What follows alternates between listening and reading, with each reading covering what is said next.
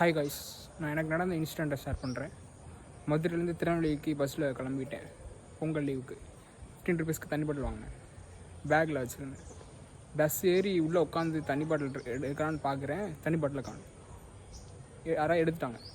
கண்டிப்பாக எடுத்துட்டாங்க. மிஸ் ஆக வாய்ப்பு இல்லை, ஏன்னா உள்ளே வச்சுருந்தேன்.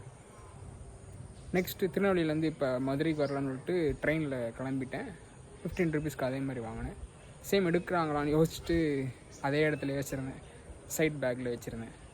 நெக்ஸ்ட்டு ட்ரெயின்குள்ளே ஏறி பார்க்குறேன், தண்ணி பாட்டில் காணும். அந்த ஏறுற கேப்பில் எவனோ ஆட்டையை போட்டுறாங்க, எடுத்துடுறாங்க. ஒன்று புரிஞ்சுக்கோங்க, ஒரு 15 ருபீஸ் தண்ணி பாட்டில் கூட அவங்களால வாங்க முடியல. எல்லாரையும் சொல்லலை, திருட்டுனவங்கள சொல்கிறேன். 15 ருபீஸ் தண்ணி பாட்டில் கூட வாங்காமல் ஆட்டையை போடுறீங்க. அது வந்து வாட்ருங்க ஃபஸ்ட்டு. அடுத்தவங்க தண்ணியை வந்து இலவசமாக கொடுப்பாங்க. நீங்கள் என்னென்னா 15 ருபீஸ் வாட்டருக்கான திருடி குடிக்கிறீங்க. ஒன்று புரிஞ்சுக்கோங்க ஃபஸ்ட்டு. காட் வந்து சும்மா இருக்க மாட்டாங்க. கர்மான்னு ஒன்று இருக்குது. உங்கள்கிட்ட 15 ருபீஸ் நீங்கள் பாட்டை போட்டு ஜாலியாக குடிக்கிறீங்க. உங்களுக்கு 1500 ருபீஸ் கண்டிப்பாக போகாமல் வாய்ப்பு இல்லை.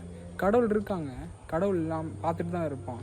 15 ருபீஸ் தண்ணி பாட்டிலில் வாங்கி மெனக்கெட்டு வாங்கி வச்சா அதை திருடி குடிக்கிறவங்களுக்கு 1500 ருபீஸ் கண்டிப்பாக தொலைய தான் செய்யும். சரி